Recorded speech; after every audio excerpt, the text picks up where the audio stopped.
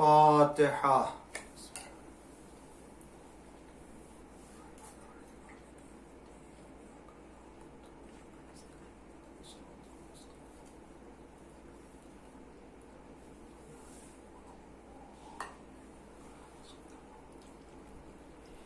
اعوذ باللہ السمیع العلیم من الشیطان اللعین الرجیم. بسم اللہ الرحمن الرحیم.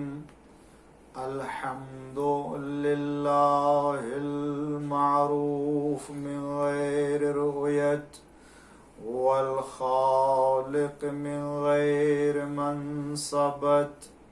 خلق الخلائق بقدرته واستعبد الأرباب بعزته وسعد العظماء بجوده.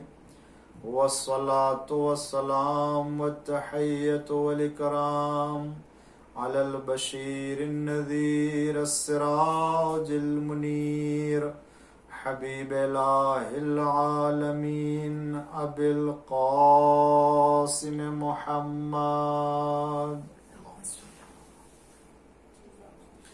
وعلى آلہ الطیبین الطاہرین المعصومین المظلومین المنتخبین المنتجبین الغر المیامین الذين أذهب الله عنهم الرجس وطهرهم تطهيرا.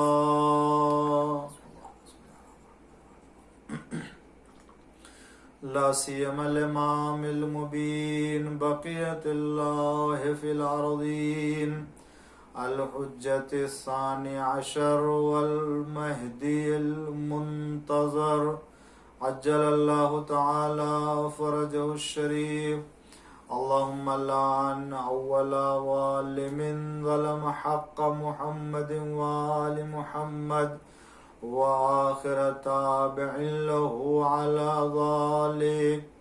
اللهم لعن العصابة التي جاهدت الحسين وشايعت وبايعت وتابعت على قتله. اللهم لعنهم جميعا. أما بعد فقد قال الله الحكيم في قرآن الكريم وقوله الحق. بسم الله الرحمن الرحيم. فبشر عباد الذين يستمعون القول فيتبعون أحسنا. أولئك الذين هداهم الله وأولئك هم أولو الألباب. صلوات پڑھ دیجئے محمد وآل محمد. سورہ زمر کی آیہ کریمہ ہے جس کو سرنامہ کلام قرار دیتے ہوئے اسلام اور آزادی بیان کے عنوان سے آپ کی خدمت میں یہ 9ویں مجلس کے معروضات پیش کرنے کی سعادت حاصل کر رہا ہوں، اور یہ آخری مجلس ہے. اور قبل اس کے کہ میں اپنے معروضات آپ کی خدمت میں پیش کروں، آپ تمام ناظرین اور سامعین کرام سے گزارش ہے کہ ایک بار سورہ حمد اور 3 بار سورہ توحید کی تلاوت فرما کر کے بانیان مجلس، یعنی جو اس عشرے کے بانی ہیں اور منعقد کرنے والے ہیں، ان کے خاندان کے تمام مرحومین کے ارواح کے لیے اور دیگر تمام مومنین اور مومنات کے ارواح کو ہدیہ فرما دیں.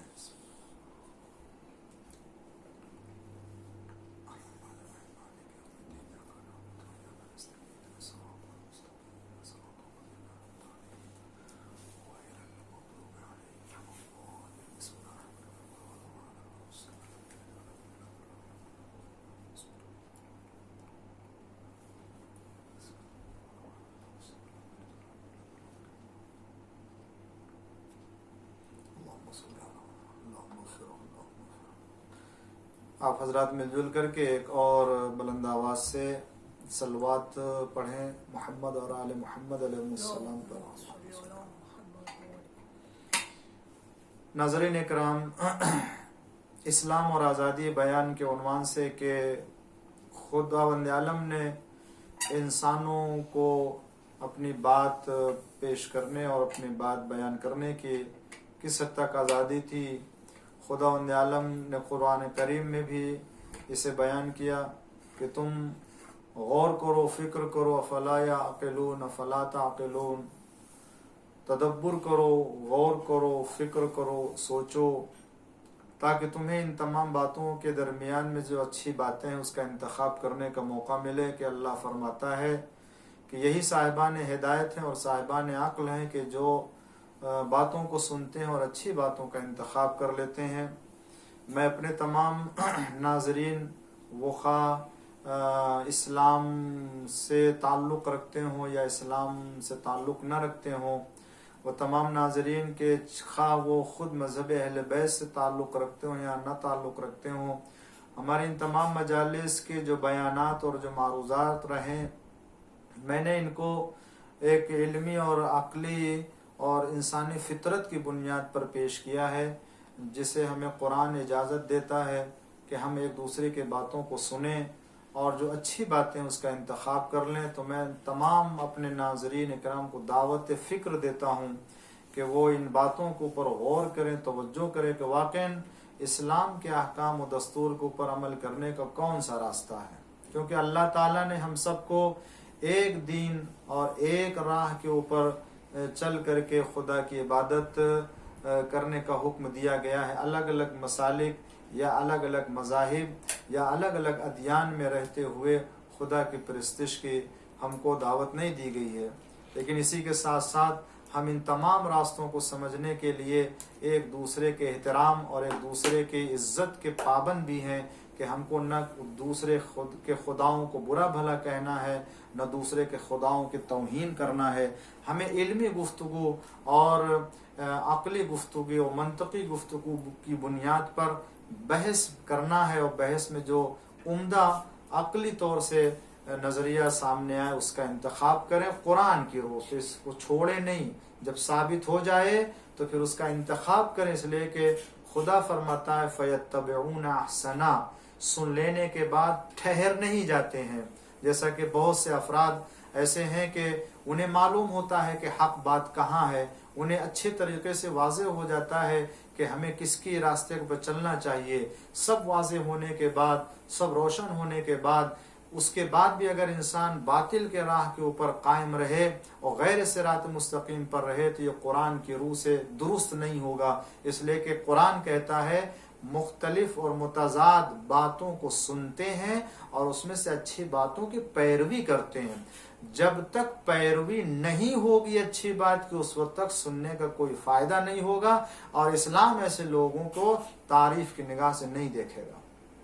اور آپ دیکھیں، اسی لیے میں نے آپ کے سامنے، چونکہ بحث ہمارے اسلامی تعلیمات کے دائرے میں ہے، تو پھر اسلامی حکومتوں اور اسلامی حاکموں کے کارناموں اور ان کے کردار کے سلسلے میں گفتگو پیش کیا میں نے، کہ اب آپ کو ملاحظہ کرنا ہے، انہی تمام لوگوں کے کردار کو دیکھ کر کے طے کرنا ہے کہ یہ کون سی فکر ہمیں پیغمبر اسلام کے دین کی طرف و مذہب کی طرف لے کے جاتی ہے، اور کون سی فکر ہمیں اہل بیت کے مذہب اور رسول اللہ کے مذہب سے ہٹ کر کے دوسری طرف لے کر کے جاتی ہے۔ اللہ تعالیٰ نے ہر انسان کو اپنے توحید، رسول کی رسالت اور اہل بیت پیغمبر کہ جن کی طہارت کا ذکر اللہ نے قرآن میں کیا ہے، جن کی محبت کا ذکر آئے مودت میں کیا ہے، جن کی عظمت کا ذکر آئے مباہلہ میں کیا ہے، جن کے فضائل کا تذکرہ خدا نے سورہ دہر میں کیا ہے، ان تمام لوگوں کے کردار اور انہی کے فکر کے راہ کے اوپر چلنے کو صحیح راہ کہتے ہیں اور حق کا راستہ کہتے ہیں۔ میں نے آپ کے سامنے عزیزان گرامی اسی لیے یہ آزادانہ طور سے جن لوگوں نے فکر پیش کی، میں نے اسے بھی آپ کے سامنے پیش کیا، اور اسلام اس کے مقابلے میں اور صحیح صحیح طور سے مذہب اس کے بارے میں کیا رائے رکھتا وہ بھی میں نے پیش کیا. میں نے آپ کے سامنے پیش کیا کہ لوگ بحث کرتے ہیں, گفتگو کرتے ہیں کہ کیا ضرورت ہے آج کے دنوں میں ان تمام جو ہے وہ مباحث جو امامت کے خلافت کے ان کو پیش کرنے کی. میں نے عرض کیا کہ اس کی وجہ کیا ہے, میں اسے دہرانا نہیں چاہتا ہوں, لیکن یاد رکھیں عزیزان گرامی, ہمیں اس لیے بحث کی ضرورت ہے تاکہ وفات پیغمبر کے بعد ہم مذہب اسلام اور دین اسلام کے اوپر عمل کر سکیں. ہمیں اس لیے بحث اور گفتگو کی ضرورت ہے تاکہ قرآن کی تعلیمات کے اوپر صحیح طور سے عمل کر سکیں. ہمیں اس لیے پیغمبر اسلام کے بعد صحیح رہنما اور حقیقی خلیفہ کے سلسلے میں بحث کرنا ہے تاکہ ہم اس کی رہنمائی میں ہم دنیا میں سعادت حاصل کر سکیں اور آخرت میں بھی سعادت حاصل کر سکیں. ہمیں اس بات کی بحث کرنا اس لیے ضروری ہے تاکہ ہم اپنے مسائل میں, دین کے مسائل میں اپنا مرجع کو طے کر سکیں کہ دین کے معاملے میں ہم کس کی طرف رجوع کریں اور کس کی سنت کے اوپر عمل کریں.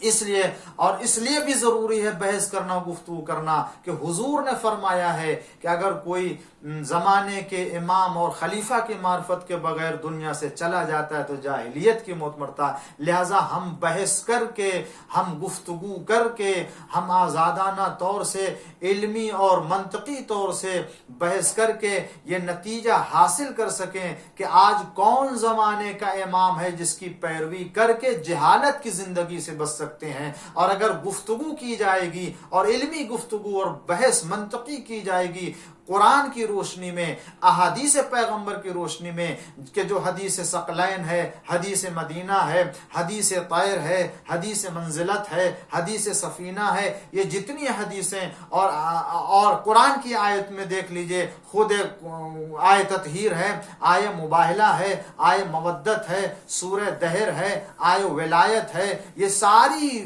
آیتیں اس بات کی طرف رہنمائی کرتی ہیں کہ اگر تمہیں وفات پیغمبر کے بعد اگر کسی سے دین لینا ہے تو وہ اہل بیت پیغمبر ہیں کہ جن کا ذکر قرآن میں بھی کیا گیا ہے, حدیث پیغمبر میں بھی کیا ہے. لہذا انہی کی فکر اور انہی کے راہ کے اوپر چل کر کے مسلمان دنیا میں بھی سعادت مند بن سکتا ہے اور آخرت میں بھی نجات پا سکتا ہے. ایک صلوات پڑھ دیجئے محمد وآل محمد پر.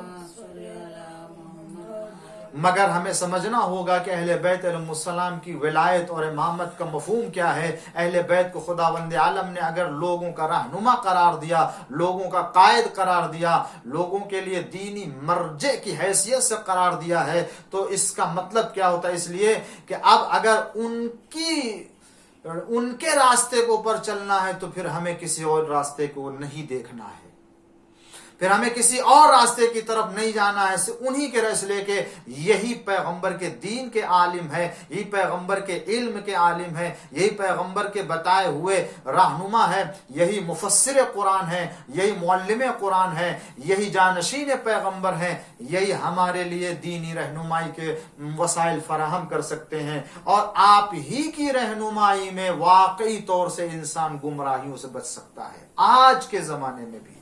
اور الحمدللہ ہمارا وہ وارث اور ہمارا وہ سرپرست جو وارث دین ہونے کے عنوان سے, وارث قرآن ہونے کے عنوان سے, جانشین پیغمبر کے عنوان سے, آخری جانشین امام مہدی اجل اللہ تعالی فرج الشریف پردے غیب میں کہ جن کی امامت اور جن کی ولایت اور ان کی محبت کے ذریعے سے ہم اپنے اعمال اللہ کی بارگاہ میں پہنچاتے ہیں.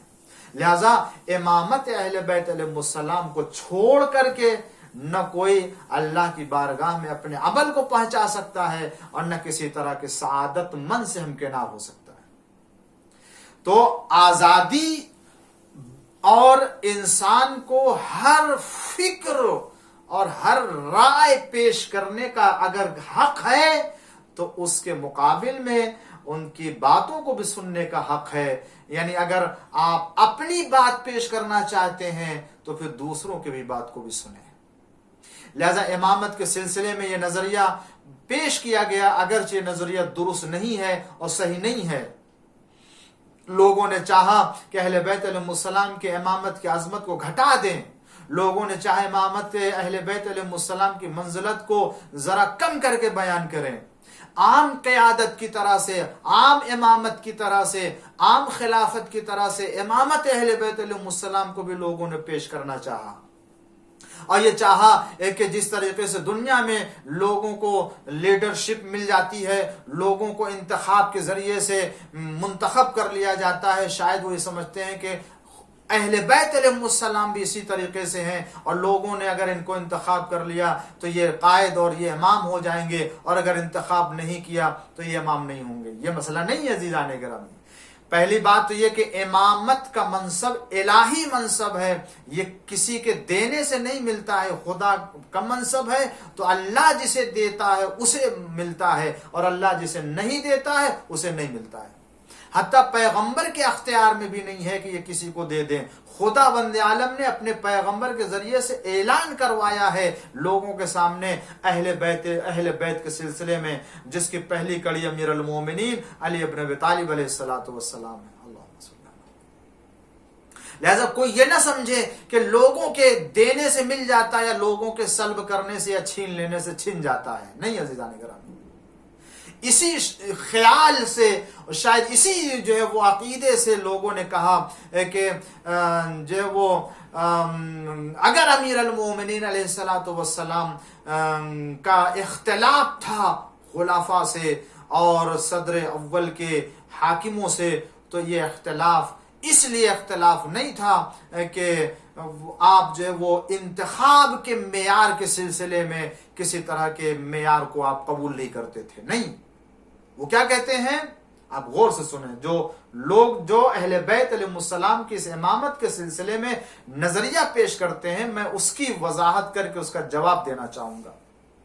ٹھیک ہے، آپ کو آزادی ہے، اور آپ یہ وحدت کے خاطر، اتحاد کے خاطر، ہم آہنگی کے خاطر، مسلمانوں کو ایک دوسرے سے قریب کرنے کے خاطر، مذاہب کو قریب کرنے کے خاطر آپ کوئی بھی نظریہ، ٹھیک ہے، آپ اپنے، اگرچہ میں نے اس سلسلے میں آزادی کے حدود بھی بیان کر دے کہ حکم خدا اور رسول کے خلاف بھی کوئی فکر نہیں پیش کر سکتا ہے، لیکن اگر آپ یہ فکر دے رہے ہیں جس عنوان سے بھی، تو پھر اس کے جواب کو بھی سننے کا حوصلہ ہونا چاہیے۔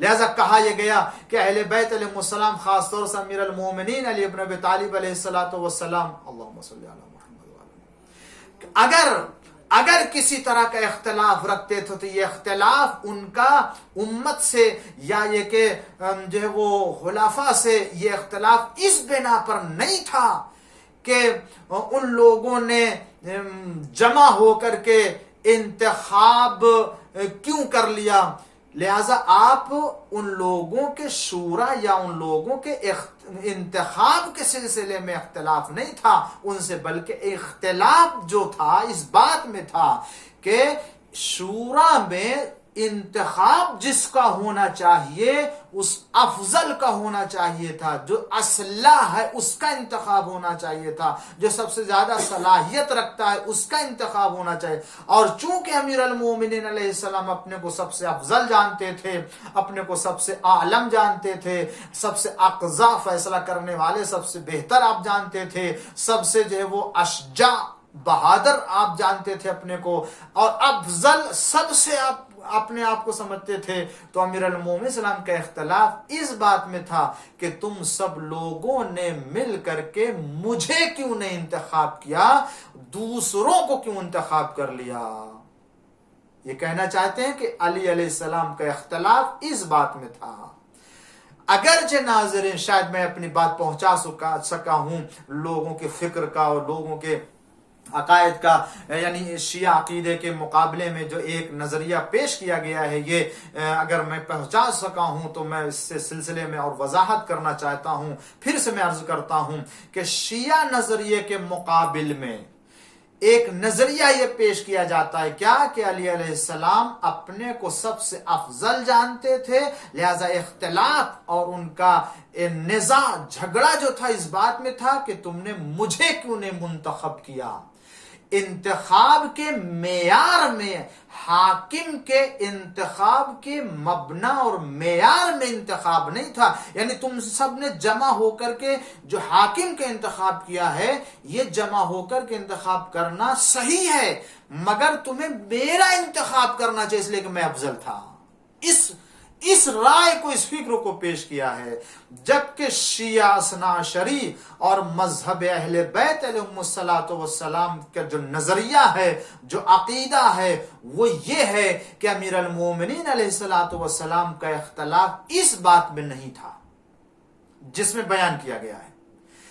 علی علیہ السلام سرے سے، اول دن سے، ابتدا ہی سے خلافت کو آپ اپنا حق سمجھتے تھے، اور آپ کا اختلاف اس بات میں تھا کہ تم سب لوگوں نے مجھے کیوں نہیں مانا، تم لوگوں نے مجھے کیوں نہیں تسلیم کیا۔ انتخاب کی بات نہیں ہے، مولا کائنات کا جو ہے وہ اختلاف انتخاب میں نہیں ہے کہ میں افضل تھا، مجھے انتخاب کر لینا چاہیے تھا۔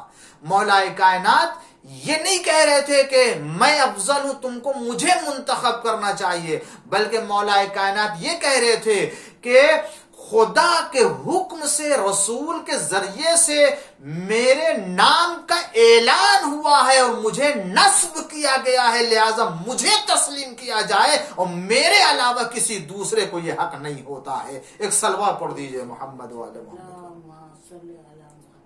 مولا کائنات اپنے اس حق کو اپنے لیے مخصوص جانتے تھے، کسی اور کے لیے نہیں جانتے تھے۔ نہ یہ کہ آپ کے انتخاب میں، الیکشن میں جو شامل کر لیا جاتا اور دوسروں کی طرح سے اور آپ کا انتخاب ہو جانا چاہیے، نہیں، آپ اپنے کو افضل تو جانتے ہی تھے، بلکہ آپ کا اختلاف انتصاب میں تھا، نصب کرنے میں تھا، سلیکشن میں تھا آپ کا اختلاف، الیکشن میں نہیں تھا۔ الیکشن میں کیا ہوتا ہے، 4-6 کینڈیڈیٹ کھڑے ہوتے ہیں، جو زیادہ رائے لے کر کے آئے وہ کامیاب ہو گیا، وہ جو ہے وہ رائے لے کر کے آیا، وہ منتخب ہو گیا۔ ٹھیک ہے، مولا کائنات اسی طرح سے تھے، 2-4-6 لوگوں میں ایک تھے، اگرچہ آپ کو رائے نہیں ملی، دوسرے لوگ کو رائے مل گئی تو وہ خلیفۃ المسلمین بن گیا؟ نہیں، مولا کائنات کے یہ نظر، مولا کائنات فرماتے کہ مجھے منسوب کیا ہے، میرا انتخاب اللہ کی طرف سے ہوا ہے، لوگوں کو منتخب کرنے کا حق نہیں ہے کسی کو، اور وہ مجھے بھی منتخب نہیں کر سکتے ہیں۔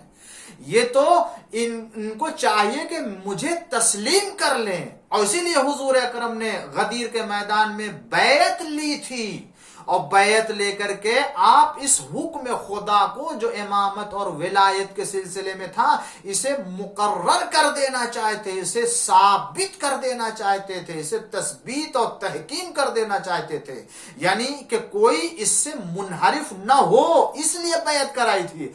بیعت اس لیے نہیں تھی کہ آپ امیر المومنین السلام کی امامت کو، امیر المومنین صلی اللہ علیہ وسلم کی خلافت کو شرعی جواز عطا کر دیں، نہیں، شرعی جواز دینے کے لیے بیعت نہیں لی تھی، بلکہ حکم خدا کو مقرر کر دینے کے لیے آپ نے بیعت لی تھی کہ اس کے بعد اب کوئی مخالفت نہ کرے۔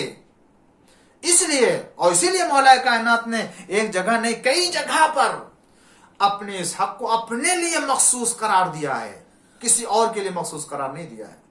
میں نہج البلاغہ سے امیر المومنین علیہ السلام کے اس جو ہے وہ رائے کو کہ جو شیعہ نظریہ رکھتے ہیں کہ امیر المومنین السلام اسے اپنا حق سمجھتے تھے، اور آپ کا اختلاف تھا جو وہ سلیکشن میں تھا، انتصاب میں تھا، انتخاب میں نہیں، انتخاب کو سرے سے آپ نہیں مانتے تھے، سرے سے آپ انکار کر رہے ہیں، یہ تو ہے ہی نہیں ہے بحث میں۔ مولا کائنات کا اختلاف اور انتزاع یہ تھا کہ حکم خدا سے مجھے بنا دیا گیا ہے اعلان پیغمبر کے ذریعے سے، لہذا میں لوگوں کا امام ہوں، یہ حق مجھے دیا گیا، کسی اور کو نہیں دیا گیا۔ مولا خود فرماتے ہیں، اب توجہ کریں کہ دوسرے خطبے کے آخر میں جو ہے وہ نہج البلاغہ میں امیر المومنین والسلام اپنے اس امامت کو اپنے حق اور حقانیت کے سلسلے میں، اور امام معصوم علیہ السلام کی حقانیت کے امر ولایت کے سلسلے میں جو پیش کرتے ہیں، پیغمبر کے بعد یہ حق آپ کو دیا گیا، کسی اور کو نہیں دیا گیا ہے۔ کیا فرماتے؟ لا یقاس بآل محمد من هذه الامه احد، آل محمد کا اس امت میں سے کسی ایک سے مقایسہ نہیں کیا جا سکتا ہے، یعنی امت میں کوئی بھی ایسا ایک نہیں ہے کہ جو آل محمد کی برابری کر سکے۔ خداوند عالم نے آل محمد کو اتنا بلند پیدا کیا ہے کہ کوئی بھی ان سے مقایسہ نہیں کیا جا سکتا. وَلَا يُسَوَّ بِهِمْ مَنْ جَرَتْ نِعْمَتُهُمْ عَلَيْهِ أَبَدًا. اور جو خدا نے اہل بیت علیہ السلام کے لیے نعمت نازل کی ہے اس نعمت کے بھی جو وہ برابری نہیں ہو سکتی ہے، اور اس نعمت کو بھی کسی اور دوسروں کے لیے جو قرار نہیں دیا جا سکتا، نہ اس میں کسی کو برابر قرار دیا جا سکتا ہے. ہم اساس الدین، مولا فرماتے ہیں اہل بیت علیہ السلام اساس دین، آل محمد دین کی بنیاد ہے، دین کی بنیاد. وعماد الیقین، اور یقین کے ستون ہے کہ اگر یہ نہ ہو تو دین نہیں ہے، اگر یہ نہ ہو تو یقین نہیں ہے. یقین اور دین اہل بیت علیہ السلام سے لیا جائے. اگر اہل بیت علیہ السلام کو نکال دیا تو نہ دین ہے نہ یقین ہے. ایک صلوات پڑھ دیجئے محمد و آل محمد پر. پھر اس کے بعد مولا فرماتے ہیں یفی الغالی وبہم یلحق التالی. یہی وہ اہل بیت ہے کہ اگر کوئی ان کے آگے نکل گیا تو انہیں پیچھے آنا ہوگا، اور اگر کوئی پیچھے رہ گیا تو ان کو ان سے ملحق ہونا ہوگا. یعنی کیا، نہ کوئی ان کے آگے جا سکتا ہے نہ ان سے پیچھے رہ سکتا ہے. اس کا مطلب یہ ہوا کہ یہی امت کی رہبری کر سکتے ہیں، اور امت کا جو رہبر ہوتا ہے وہ آگے ہوتا ہے، اور لوگوں کو ان کے ساتھ ساتھ چلنا ہوتا ہے. ایک صلوات پڑھ دیجئے محمد و آل محمد پر. وَلَهُمْ، اور اس کے بعد مولا فرماتے وَلَهُمْ خَصَائِصُ حَقِّ الْوِلَایَہ. یہ جملہ قابل غور ہے. کیا مولا فرماتے ہیں کہ وَلَهُمْ خَصَائِصُ حَقِّ الْوِلَایَہ، آل محمد کو ولایت کے حق کی خصوصیت حاصل ہے، کسی اور کو حاصل نہیں ہے. ولایت و سرپرستی، امت کی جو ہے وہ قیادت، یہ اسلام کی لیڈرشپ پیغمبر کے بعد اگر کسی کو ہے تو آل محمد کو حاصل ہے، کسی کو بھی نہیں حاصل ہے. تو لہذا انتخاب کہاں سے آ جائے گا، الیکشن کہاں سے ہو جائے گا؟ الیکشن اور انتخاب کی منزل وہاں آتی ہے جہاں کھڑے ہونے کا کی اجازت دی گئی ہو. لیکن جب مقابل میں کھڑے ہونے کی اجازت ہی نہیں ہے تو وہ انتخاب کیسے کر سکتا ہے اور الیکشن کیسے لڑ سکتا ہے؟ مولا فرمایا لا یقاس بآل محمد من هذه الامہ احد. ایسا حق ہی نہیں ہے کسی کو امت میں، تو پھر وہ انتخاب کے مرحلے میں کیسے آ جائے گا، مولا کے مقابل میں کیسے آ جائے گا؟ مسئلہ حق کا ہے کہ یہ حق اللہ نے دیا کسے ہے. اسی لیے مولا نے فرمایا وَلَهُمْ خَصَائِصُ الْحَقِّ. الولایہ، ولایت کا حق مخصوص ہے آل محمد علیہ السلام سے. وفیہم، اس کے بعد جملہ سنیے کہ جس کے بعد ہر طرح کے اس کے مقابل میں آنے والی فکروں کا دروازہ بند کر دیا مولا نے کہ کوئی خبردار ہم آل محمد علیہ السلام کے بارے میں کسی طرح کے کسی کے انتخاب اور کسی کے جو ہے وہ الیکشن کے ذریعے سے آنے کا تصور نہ کرے، اس لیے کہ یہ حق مجھے دیا گیا ہے اور میرے لیے یہ قرار دیا گیا ہے. کیا فرماتے ہیں وفیہم الوصیۃ والوراثہ.